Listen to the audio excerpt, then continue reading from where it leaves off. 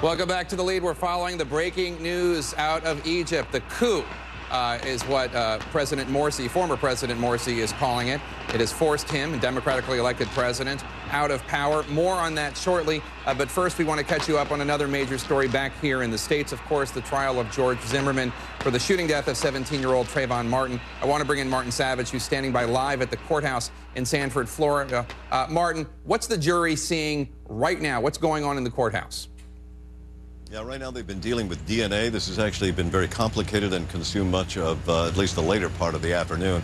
The gist of it right now is that so far, none of Trayvon's DNA was found on the gun. Also, none of George Zimmerman's DNA was found under the fingernails of Trayvon Martin. And none of Zimmerman's DNA was found on the hooded sweatshirt that Trayvon was wearing. All of that not necessarily good for the defense, because George had said at one point Trayvon tried to reach and actually got a hold of his gun. And also the fact that George said he was being beaten. So if there's no Zimmerman DNA under Trayvon's fingernails and none especially on the cuffs of that hoodie, well, it would make jurors wonder how badly was that beating taking place, and did he get a hold of that gun chick?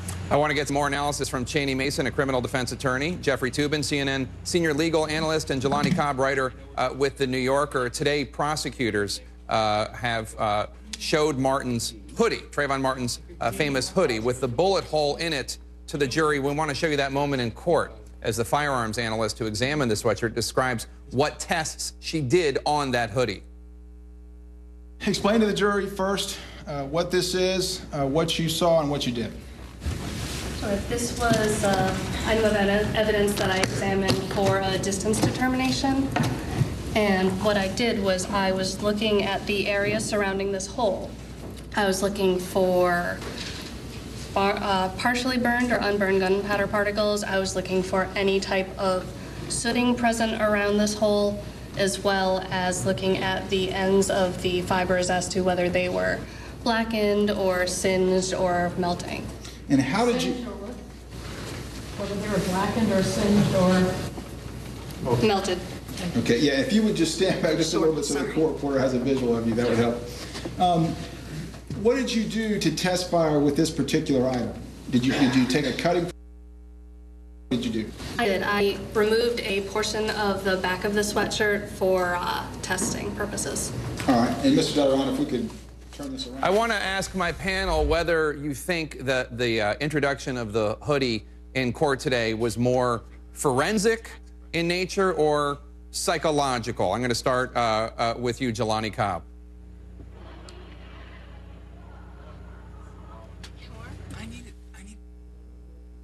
We can't hear his volume right now. Something's wrong with it. So Jeff Toobin, I'll go to you, and then when Jelani's volume is fixed, we'll go to him. Jeff, was it more forensic or psychological, the impact of that hoodie in court today? Well, I think the prosecution has to... 1, 2, 3, 4. The prosecution has to introduce how he died, and certainly the hoodie and the gun are indispensable evidence of that. There's no particular controversy about how Trayvon Martin died. Everybody knows that George Zimmerman killed him. The only issue in this case is whether it was self-defense. But there is an undeniable drama and symbolism to seeing a gun and the famous hoodie in the courtroom. So I don't think it makes conviction significantly more likely, but it is certainly a moving thing to see the actual murder weapon and to see the actual hoodie in which this 17-year-old boy died. And Jelani, now that your microphone's working, what did you think? Yeah, I think the same. You know, and when we look at the bigger picture here, this is kind of part of a longer trajectory that the prosecution has had. It seems as if they've had a long arc in laying out their argument, but you've been able to see in the last 2 days them really bring together the points that they want to make about just what they believe happened on that night and the holes that they see in Zimmerman's argument. And I think bringing in this hoodie right now is kind of a reminder of who Trayvon Martin was as a person, and you know, the connection to, you know, every soul going out wearing hoodies in public and protests and so on. Cheney Mason, you know something about high-profile cases in Florida. How do you think the defense is doing over the last week or so? Well, I think they're doing a very good job with what they have. I would be a little concerned about all of the inconsistent statements that keep coming out the product of letting Mr. Zimmerman talk and go on TV shows is not something that I would support, and I think that's likely to hurt him. In fact, that I didn't hear. I'd be interested in what meaningful forensics there. Is there shot residue? Is there stippling on the outside of the hoodie that can give the forensic experts the ability to say with a certain amount of precision just exactly how far away the gun was when it was shot? You got different stories about it, about the victim being right on top or sitting up, and that's bothersome to me. I would want to pin it down and know just exactly. Was the gun shot from 1 inch away, or a contact wound, or was it from 8 or 10 inches away? And that can be determined by test firing and determining the pattern of discharge of gunpowder.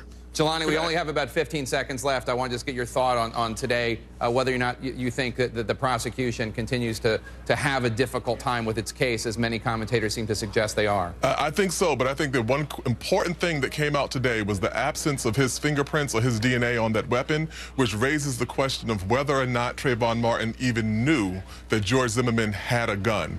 George Zimmerman says he pulled the gun in defense. All right, thank you so much. That's it for The Lead. I'm Jake Tapper. I turn you over to Wolf Blitzer in the Situation Room. Thank you so much.